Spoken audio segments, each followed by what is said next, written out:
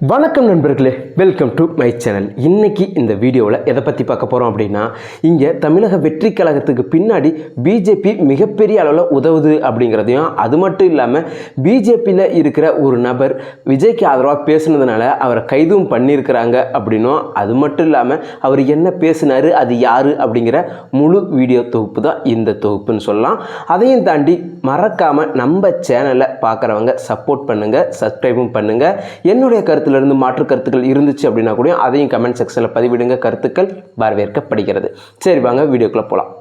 போன வாரம் சனிக்கிழமை அப்படிங்கிறது வந்து மிகப்பெரிய அளவில் டிவிகே அப்படின்ட்டு சொல்லிக்கிட்டு இருந்தாங்க. ஆனால் இந்த வாரம் அப்படிங்கிறது அது அப்படியே அமைங்கிருச்சா அப்படின்னு கேட்டால் இல்லைங்க. ஆனால் ஒரு சதி வலையில் ஒரு மாய பிம்பத்தில் மாட்டிக்கிட்டு இருக்கு அப்படிங்கிறது தான் உண்மையும் கூட. ஸோ இந்த மாய பிம்பத்தை உருவாக்குனது திமுக அப்படிங்கிறது எல்லாருக்குமே தெரிஞ்ச ஒரு விஷயந்தான். அது மட்டும் இல்லாமல் இந்த விஷயத்தில் தாவேகா இனிமேல் என்ன செய்ய போகிறாங்க அப்படிங்கிற ஒரு கேள்வியும் இருக்குது. ஏன்னா விஜய் அவர்கள் வெளியிட்டிருந்த வீடியோவிலே சொல்லியிருக்காரு, நாங்கள் மறுபடியும் அதே பலத்தை விட அதிகமாக பலத்தோடு நாங்கள் வருவோம் அப்படின்ட்டு. ஸோ விஜய் அவர்கள் சொல்லியிருக்கிறாங்க. ஸோ அதெல்லாம் எப்போ நடக்க போகுது அப்படின்னு ஒரு பக்கம் நம்ம ஆவலோடு இருக்கிறப்ப, இன்னொரு பக்கம் நீதிமன்றம் மிகப்பெரிய அளவில் வந்து தாவேகா கட்சியை குற்றம் சாட்டியிருக்கிறாரு. அதாவது அரசு தரப்பிலிருந்து நீதிபதிகள் வழக்கறிஞர்கள் சொல்லியிருந்தால் பிரச்சனை இல்லை, ஆனால் நீதி அரசரே சொல்லியிருக்கிறாரு அப்படிங்கிறது தான் நேற்று ஃபுல்லாக டாப்பிக்கு.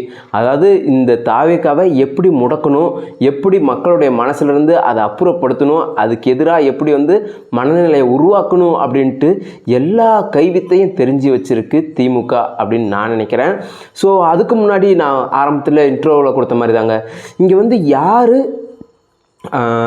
பிஜேபியிலேருந்து விஜய்க்கு ரொம்ப ஆதரவாக பேசுனாங்க, என்ன பேசுனாங்க அப்படின்னு சொன்னேன் இல்லைங்களா, வேறு யாரும் பேசலை, மாரிதாஸ் அவர்கள் தான் அவருடைய யூடியூப் பக்கத்தில் பேசியிருக்கிறாரு. அவர் என்ன பேசியிருக்கிறார் அப்படின்னா, விஜய்க்கு அநீதி நடக்குது அப்படின்னு ஒரு விஷயம் சொல்லியிருக்கிறாரு. அந்த ஒரு விஷயத்தை ட்விட் போட்டிருக்கிறாரு. ஸோ அந்த ஒரு 3 ட்விட்டுக்காக தான் அவரை வந்து அரெஸ்ட் பண்ணியிருக்கிறாங்க, விசாரணைக்கு கூப்பிட்ருக்குறாங்க. ஸோ அந்த ஒரு விஷயத்த இன்னைக்கு அவர் தன்னுடைய வலைதளங்களில் பதிவு பண்ணியிருக்கிறாரு. ஸோ அதை பார்க்குறப்ப உண்மையாலுமே பிஜேபி வந்து விஜய் அவர்களுக்கு மிகப்பெரிய அளவில் சப்போர்ட் பண்ணுறாங்களா அப்படிங்கிற ஒரு கேள்வி நமக்கு வருது. ஆனால் அதே சமயம் இங்கே விஜய்க்கு யார் யாரெல்லாம் சப்போர்ட் பண்ணுறாங்களோ அவங்க கேட்க வேண்டிய கேள்வியெல்லாம் மாரிதாசும் கேட்டுட்ருக்கிறாரு அப்படிங்கிற ஒரு எண்ணமும் வருது. ஸோ இந்த கேள்வியில் யார் கேட்கணும் அப்படின்னு பார்த்தீங்கன்னா, மேலோட்டமாகவே விஜய் தரப்பு பக்கம் வந்து போயிட்டுருக்கோ அப்படிங்கிற மாதிரி எனக்கு ஒரு எண்ணமும் வந்துச்சு. ஏன்னா எப்பெல்லாம் நம்ம கை கொடுக்கணும் அப்படிங்கிற ஒரு விஷயம் இருக்குது. ஸோ அந்த டைமில் நம்மளால் முடிஞ்ச அளவுக்கு நம்மளோட பக்கம் இருக்கிற நியாயத்தை நம்ம சொல்லணும். அப்படி சொன்னால் தான் இங்கே வந்து டிவிகேவோடைய பவர், வில் பவர் என்ன அப்படிங்கிறது தெரியும். ஸோ ஆல்ரெடி எல்லாத்துக்குமே தெரிஞ்சிருக்கும். ஆனாலும் ஒரு பிரச்சனை அப்படின்னா எல்லாம் ஓடிடுவாங்க அப்படின்னு யாரும் நினச்சிடக்கூடாது. ஸோ அதனால் நான் மறுபடியும் திருத்தமாக சொல்லிக்க வேண்டியது என்னென்ன அப்படின்னா, இங்கே டிவிக்கு மேலே என்ன தப்பு இருக்குது அப்படிங்கிறத மாரிதாஸ் மட்டும் இல்லை, நானும் இங்கே கேட்க தான் வந்திருக்கிறேன். ஏன் இதை நான் கேட்குறேன் அப்படின்னா, அங்கே நடந்த நிகழ்வுகள் அப்படி இருக்குது. ஒரு நீதிமன்றத்தில் வழக்கு வருது அப்படின்னா அங்கே அரசு தரப்பு இல்லைனா எதிர்த்தரப்பு அப்படின்னு வாதம் பண்ணுற வழக்கறிஞர்கள் வருவாங்க. அதில் சந்தேகம் இல்லை, மாற்று கருத்தும் இல்லை. அதே சமயம் இங்கே யார் மேலே குற்றம் சாட்டப்படுறாங்க, அதாவது தாவேகாவை குற்றம் சாட்டுறாங்க இல்லையா, அப்போ தாவேகா தரப்புலேருந்து சொல்கிறதுக்கு ஒரு வழக்கறிஞர் அழைச்சி வேணும் இல்லையா. அப்படி எதுவுமே இல்லாமல் முழுக்க அரசு தரப்புலேருந்து மட்டுமே பேசியிருக்கிறாங்க. அரசு தரப்புலேருந்து வழக்கறிஞர்கள் பேசியிருந்தா பிரச்சனை இல்லை, நீதி அரசரே பேசியிருக்கிறாரு. அப்படி என்னையா அவர் பேசினார் அப்படின்னு கேட்டிங்கன்னா, இங்கே வந்து விஜய்க்கு வந்து தலைமை பண்பே கிடையாது அப்படின்னு சொல்லியிருக்கிறாரு. ஸோ உண்மையாலுமே அந்த ஒரு விஷயத்தை வந்து நான் வன்மையாக கண்டிக்கிறேன்னு தாண்டி, எப்படி இந்தளவுக்கு பேச தோணுது? ஒரு தனி சுதந்திரத்தை, தனி மனித உரிமை, கருத்து சுதந்திரம் அப்படிங்கிறதெல்லாம் தனியாக நீங்கள் ஒரு ட்விட்டரில் போடலாம், பிடிக்கலாம். ஆனால் ஒரு நீதிபதியாக, நீதி அரசராக ஒரு இடத்துல உட்காந்துக்கிட்டு எப்படி அதை பண்ணுற முடியும் அப்படின்னு எனக்கு தெரியல. என்னென்ன கேட்குறாருன்னா, ஏன் அந்த வாகனத்தை இன்னும் பறிமுதல் செய்யலை, பிரச்சார வாகனத்தை வந்து ஏன் பறிமுதல் பண்ணலை அப்படின்னு கேட்டிருக்கிறாரு.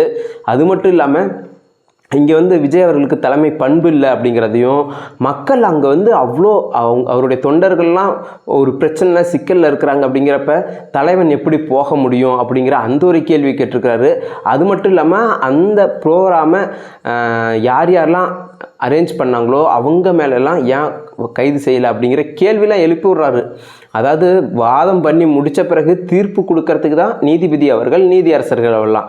ஆனால் இங்கே என்ன நடக்குது அப்படின்னா, இங்கே இவரேவே கேள்வி எழுப்புறாரு. அதாவது இவர் ஒரு வழக்கறிஞராக மாறி நீதியரசராக இல்லாமல் வழக்கறிஞராக மாறி இருக்கிறாரோ அப்படிங்கிற அந்த ஒரு விஷயந்தான் நமக்கு மறுபடியும் தோண செஞ்சிச்சு. ஏன்னா அவர் கேட்ட கேள்விகள் அப்படி.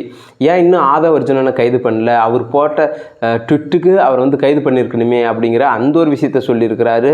ஸோ நிறைய விஷயங்கள் இது மாதிரி ஒன்று பை ஒன்று அடிக்கிட்டு போகலாம். ஒரு 10 விஷயங்களை வந்து சொல்லியிருந்தார். ஸோ அது கேட்குறப்ப நமக்கு உண்மையாலுமே இவர் உண்மையாலுமே நீதியரசரா இல்லை வந்து திமுகவுடைய முன்னாள் வழக்கறிஞர் அப்படிங்கிறது எல்லாத்துக்குமே தெரிஞ்ச ஒரு விஷயந்தான். ஆனால் நீதியரசர் அப்படிங்கிறப்ப 2 பக்கமும் நியாயத்தை விசாரித்து எது சரி எது தப்பு அப்படின்னு சொல்கிறது தான் நீதியரசர் வேலை. ஆனால் அதையெல்லாம் இங்கே பார்க்காம இங்கே தனக்கு தோணின விஷயங்களை, இன்னும் சொல்ல போனால் திமுகவுக்கு என்னென்ன விஷயங்கள் தோணுச்சோ அந்த விஷயங்களை இவர் பதிவு பண்ணியிருக்கிறாரோ அப்படிங்கிற மாதிரி தான் எனக்கு தோணுச்சு.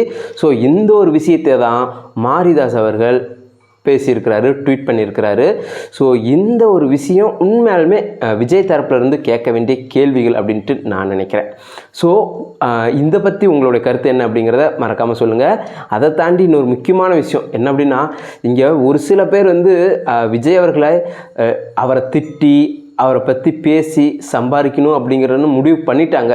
ஏன்னா இங்கே நாம் தமிழர் கட்சியில் இத்தனை நாளாக வந்து விஜய் அவர்களை வந்து இந்த அளவுக்கு பேசுனாங்களா பிடிச்சாங்களான்னு தெரில.